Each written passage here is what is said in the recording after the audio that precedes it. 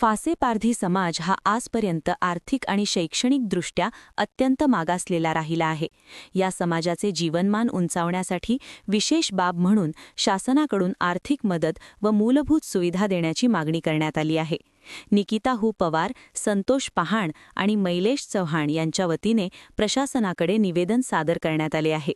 या निवेदनामध्ये शासनाच्या काढलेल्या जमिनी भाडेतत्वावर उपलब्ध करून देण्यात याव्यात अशी मागणी करण्यात आली आहे. तसेच घरकुल योजनेसाठी प्रत्येक गावोगावी 8 अंतर्गत जमीन देण्यात यावी.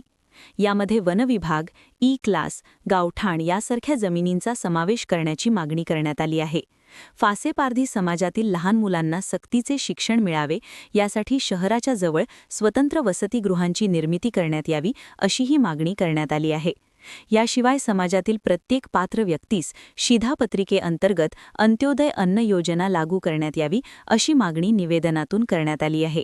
समाजाच्या सर्वांगीण विकासासाठी शासनाने या मागण्यांवर सकारात्मक निर्णय घ्यावा अशी अपेक्षा व्यक्त करण्यात आली आहे. मी प्रवीण गाडवे, ओबीसी महासभा महाराष्ट्र प्रदेश अध्यक्ष. आज आपले फाशी पारधी इथं आलेले आहे अमरावती कलेक्टर ऑफिसवर पालकमंत्र्यांना निवेदन देण्यासाठी. त्यांनी वर्षभरापासून पहिले 1 वर्षापासून ते प्रयत्न करत आहे आणि निवेदन दिलेलं आहे.